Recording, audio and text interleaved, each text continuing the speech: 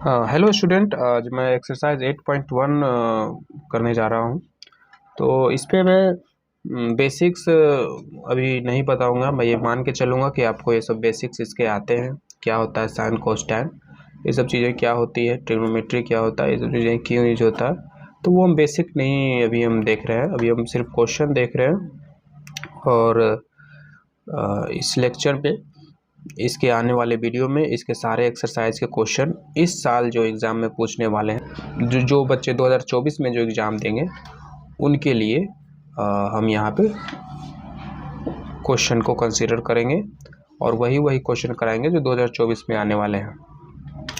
और चूँकि अभी हमने यहाँ बेसिक इसका नहीं बताया है, तो क्वेश्चन के साथ जब ज़रूरत पड़ेगी तो उस बेसिस को एक्सप्लेन करेंगे। तो शुरू करते हैं।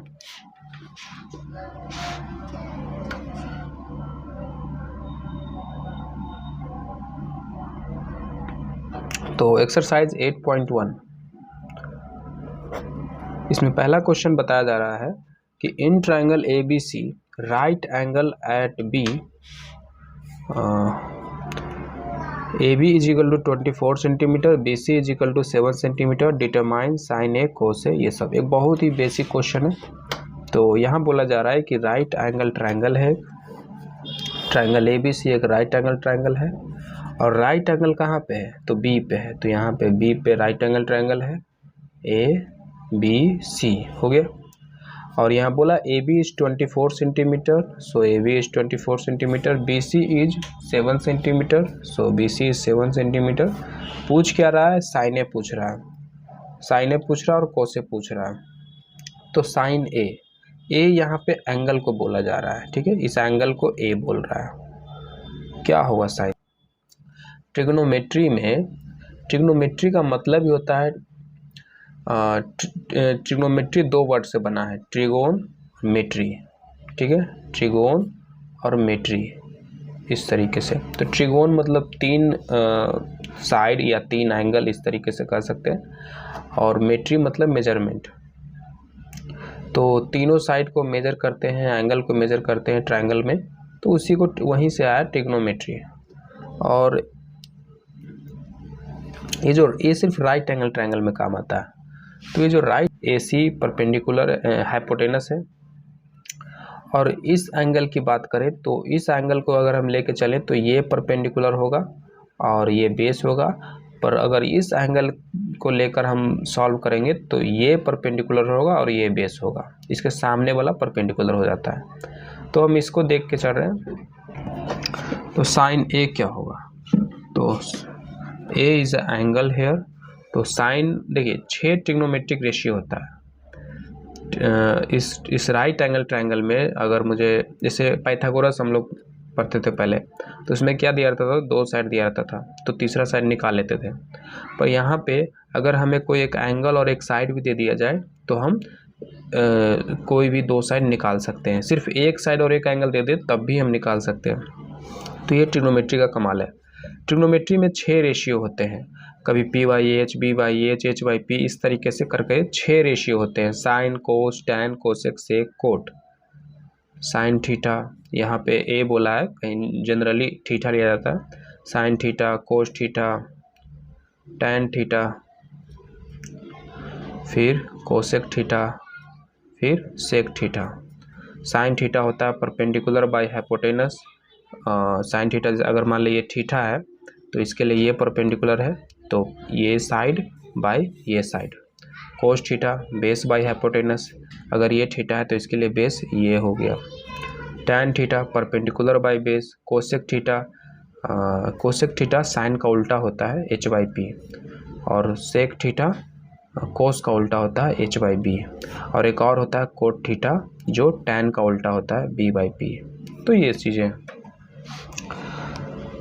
अब मुझे यहाँ बोला साइन ए, यहाँ पे थीटा की जगह A है, तो यहाँ पे साइन ए P/H, और परपेंडिकुलर हमें पता है 7, और हाइपोटेनस नहीं पता, तो हाइपोटेनस कैसे निकालेंगे। तो यहाँ पे पाइथागोरस काम आएगा। क्यों? क्योंकि एंगल नहीं दिया, अगर कोई एंगल देगा तभी ट्रिग्नोमेट्री काम कर सकता है। तो दो साइड है और यहाँ साइन ए निकालना है तो हाइपोटेनस की ज़रूरत है, दो साइड दिया है तो पाइथागोरस लाकर हम ये हाइपोटेनस निकाल लेते हैं। तो hypotenuse is equal to under root P square plus B square. तो परपेंडिकुलर है 7, तो 7 का स्क्वायर 49, बी 24 का स्क्वायर 576, तो ये हो गया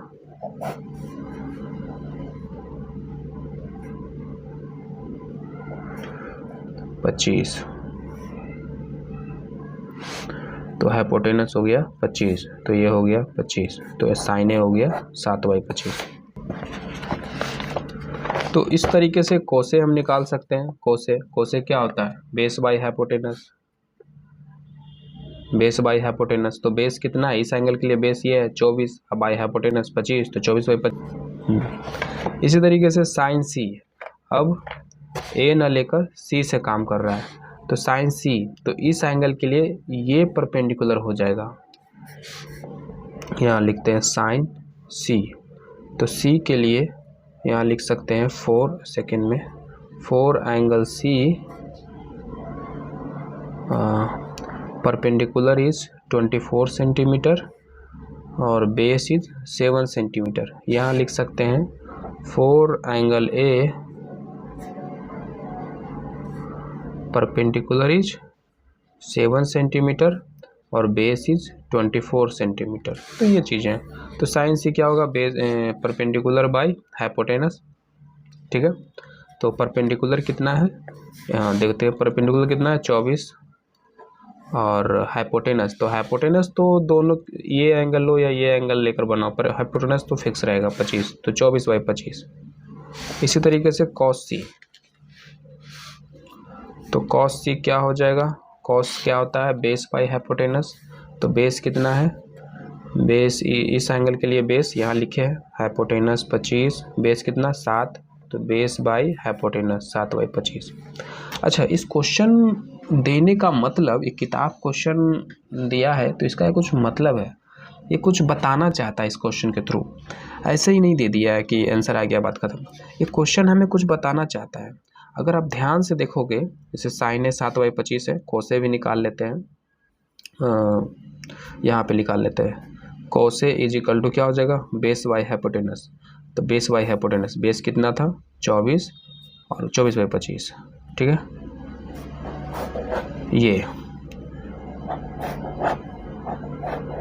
ये तो हमारे पास 4 रिजल्ट आए। इन 4 रिजल्ट से आप कुछ समझ सकते हो।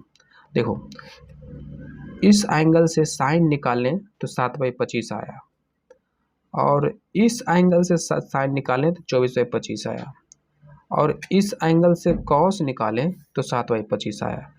मतलब इस एंगल का साइन और इस एंगल का कॉस बराबर होता है। देख लो आप,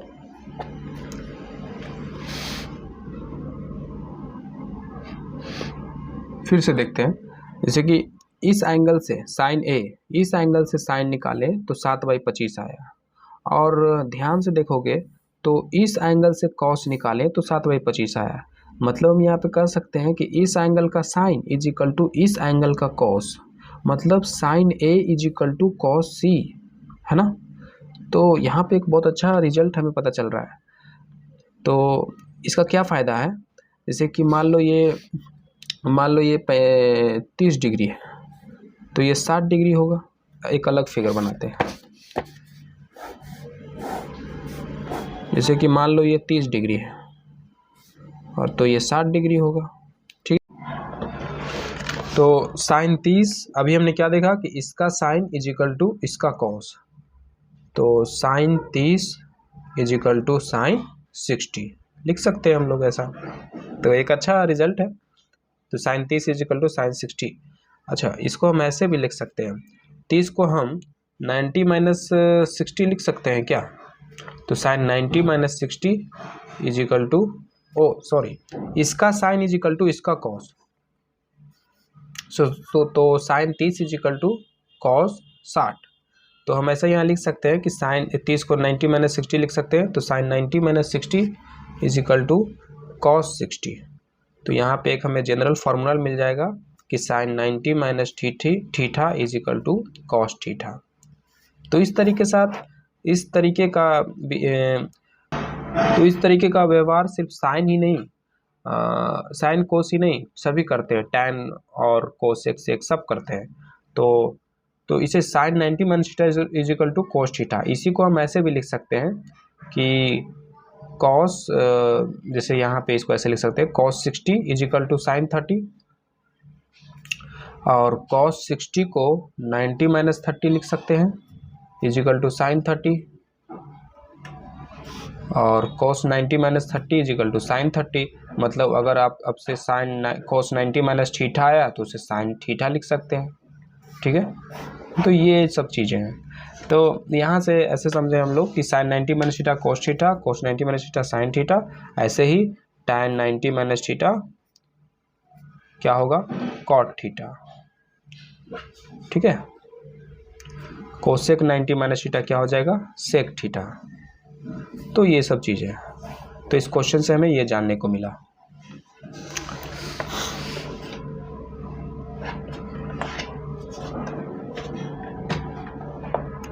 अब नेक्स्ट क्वेश्चन की ओर बढ़ते हैं।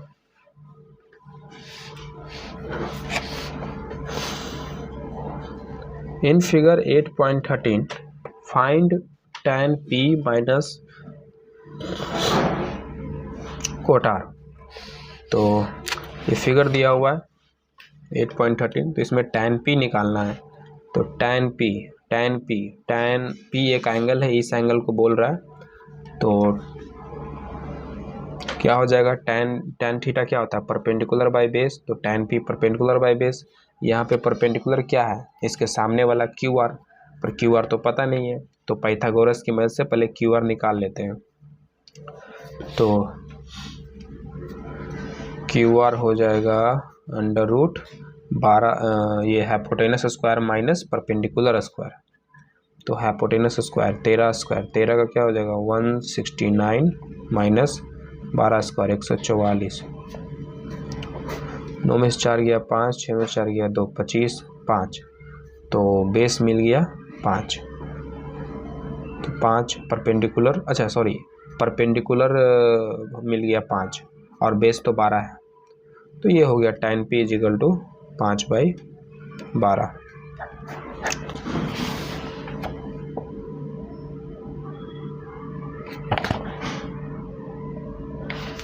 तो अभी cot r और निकालना है, cot r। तो cot r इस एंगल के लिए परपेंडिकुलर ये हो जाएगा और बेस ये हो जाएगा। तो cot बराबर क्या होता है, तो tan का उल्टा होता है, मतलब b/p। जैसे tan थीटा होता है perpendicular by base, cot theta होता है बेस बाय परपेंडिकुलर। ठीक है, एक जनरल फार्मूला है। तो cot r इस एंगल के लिए हमें यहाँ बेस और परपेंडिकुलर रखना है। तो r के लिए बेस कौन, इस एंगल के लिए बेस QR है। तो QR का वैल्यू अभी हमने निकाला था ये 5, तो 5, और P इसके लिए परपेंडिकुलर 12, तो 12। तो cot r is equal to 5/12। यहाँ पे एक फिर से एक अच्छा रिजल्ट देखने को मिला कि tan p is equal to 5/12, cot r is equal to 5/12। मतलब इस एंगल का tan इज इक्वल टू इस एंगल का cot, है ना। अगर ये, तो ऐसा तो हमने पीछे बात किया, ये भी है ना, कि ये अगर थीटा है तो पक्का ये 90 माइनस थीटा। तो इस एंगल का थीटा, इस एंगल का tan इज इक्वल टू इस एंगल का cot। मतलब अगर ये थीटा है, ये 90 माइनस थीटा है, तो tan theta is equal to cot 90 minus theta. Same ऐसा ही, या tan 90 minus theta is equal to cot theta. तो यहाँ पे भी वो चीज़ देखने को मिला। तो ये साथ ही साथ हमें एक प्रॉपर्टीज़ भी बता रहा है इस क्वेश्चन में। तो मतलब कि इसका tan इसका cot इक्वल है, और यहाँ पे बोला है tan p minus cot r। तो इसका tan और इसका cot इक्वल है, तो घटाएंगे तो 0 हो जाएगा। तो tan p minus cot r is equal to 0।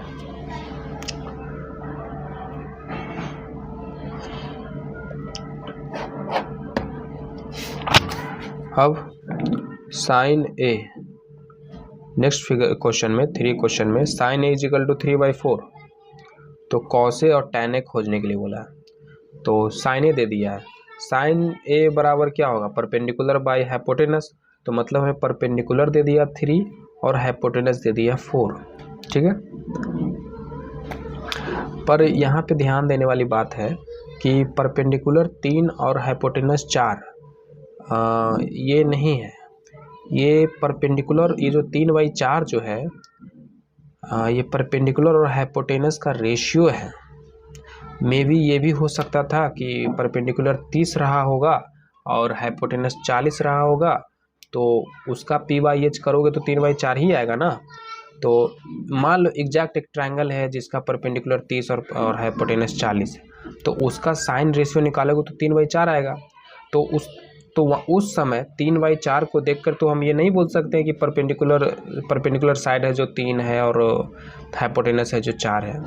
Actual size तो 30/40 है ना, 30 और 40 है, तो ये रेशियो है उसका, हमें एक्चुअल नहीं पता। तो यहाँ मैं ऐसे नहीं बोल सकती कि किसी एक ट्रायंगल है जिसका परपेंडिकुलर 3 है, नहीं, वो तो 3 और 4 तो रेशियो में है। तो यहाँ पे हम कुछ कांस्टेंट मल्टीप्लाई करेंगे, तो एक k मल्टीप्लाई करेंगे, ठीक है। अब जैसे कांस्टेंट क्यों मल्टीप्लाई किए हैं, तो क्योंकि हमें एग्जैक्ट पता नहीं है। यहाँ पे तो हम 10 मल्टीप्लाई कर दिए जो कट के 3/4 आया। मे बी ये भी हो सकता था कि 18/24 हो, 6 मल्टीप्लाइड हो दोनों पे। ये भी साइड हो सकता था कि किसी ट्रायंगल का परपेंडिकुलर 18 हो और हाइपोटेनस 24 हो, तो कुछ भी हो सकता है, वो हमें पता नहीं। 6 मल्टीप्लाई करें कि 5 करें कि 10 करें, क्या करें, तो हमें कांस्टेंट नंबर k मल्टीप्लाई कर दिए। तो अब हम कहेंगे कि एक ट्रायंगल है जिसका परपेंडिकुलर 3k है और हाइपोटेनस 4k है। तो यहाँ से अब हम बेस भी निकाल लेते हैं क्योंकि आगे ज़रूरत पड़ेगा। तो परपेंडिकुलर हाइपोटेनस पता है तो बेस हो जाएगा हाइपोटेनस का स्क्वायर माइनस परपेंडिकुलर स्क्वायर, मतलब 16k² माइनस 9k², और ये हो गया 16 में से 9 हो गया 7k², तो बेस हो गया √7k। तो हमसे पूछा क्या है, कॉस ए निकालने के लिए। तो कॉस बराबर क्या होता है, बेस बाई हाइपोटेनस। बेस अभी निकालें √7k और हाइपोटेनस पता है 4k, कट गया तो हो गया √7/4। नेक्स्ट देखते हैं tan ए। tan बराबर क्या होता है, परपेंडिकुलर बाई बेस, तो परपेंडिकुलर 3k और बेस √7k, तो हो गया 3/√7। अगर ये आंसर नहीं मिल रहा है तो इसे रेशनलाइज कर दो, तो 3√7/7, तो ये हो गया। रेशनलाइजेशन क्या होता है कि नीचे में जो इरेशनल नंबर होता है उसे रेशनल नंबर बनाना होता है। तो जो इरेशनल नंबर है उसी नंबर से उसको मल्टीप्लाई कर देते हैं, तभी तो वो रेशनल होगा। जैसे √5 है तो इसको रेशनल बनाने के लिए √5 से मल्टीप्लाई करना पड़ेगा, तो नीचे किए तो ऊपर भी करना पड़ेगा, तो इसलिए ऊपर नीचे सेम नंबर से मल्टीप्लाई करते हैं, वो भी जो रूट में है वही नंबर से। तो ये तो यहाँ पे एक बार फिर से हम रिवाइज करते हैं कि अगर कोई हमें साइन वगैरह में कुछ दिया रहे रेशियो, तो जैसे 3/4 कुछ भी दिया रहे, तो वो एग्जैक्ट साइड का लेंथ नहीं होता है, वो रेशियो में होता है। तो हमें कुछ कांस्टेंट मल्टीप्लाई करना पड़ता है क्योंकि हमें पता नहीं। खैर इससे अगर यहाँ इस क्वेश्चन में ये k डालो या ना डालो कुछ फ़र्क नहीं पड़ने वाला है, पर कुछ क्वेश्चन ऐसे होते हैं जिसमें ये k को अगर नज़रअंदाज कर दिए, इग्नोर कर दिए, तो तुम्हारा आंसर गलत आ सकता है। नेक्स्ट क्वेश्चन में देखते हैं, given 15 cot A = 8, 15 cot A = 8, find sin A sec A। तो 15 cot A = 8 मतलब cot A = 8/15, मतलब अगर कोई ट्रायंगल है जिसका अगर ये A है, ये B है, ये C है, तो ये लेंथ क्या, ये cot A मतलब perpendicular by base, base by perpendicular, मतलब बेस 8 और परपेंडिकुलर 15, ऐसा बोल सकते हैं, ऐसा नहीं बोलेंगे, k बोलेंगे, 8k 15k। तो एक ट्रायंगल है जिसका अगर ये एंगल देखें तो इस एंगल के लिए परपेंडिकुलर ये, तो परपेंडिकुलर 15k, तो ये 15k, इस एंगल के लिए बेस ये, तो ये हो गया 8k। तो ये चीज़ें होती है। तो अब हमें पता चल गया, और निकालना क्या है हमें इसमें, sin A। तो sin A = perpendicular by hypotenuse, perpendicular कितना है ए के लिए परपेंडिकुलर ये 15 के और हाइपोटेनस ये, तो ये कैसे निकाले, तो पाइथागोरस से निकाल सकते हैं। तो ये हो जाएगा 15 का स्क्वायर प्लस 8 का स्क्वायर, तो ये हो गया 15 का स्क्वायर 225 और 8 का 64 289, दिस इज आई थिंक 17 का स्क्वायर है ये, हाँ, तो ये हो गया 17 के, तो हाइपोटेनस आ गया 17 के ख़त्म 15/17, तो ये हो गया। तो साइन पता चल गया। इसी तरीके से सेक भी पता कर सकते हैं। करते हैं next 5 number. Given sec theta is equal to 13/12, sec theta is equal to 13/12, calculate all other trigonometric ratio.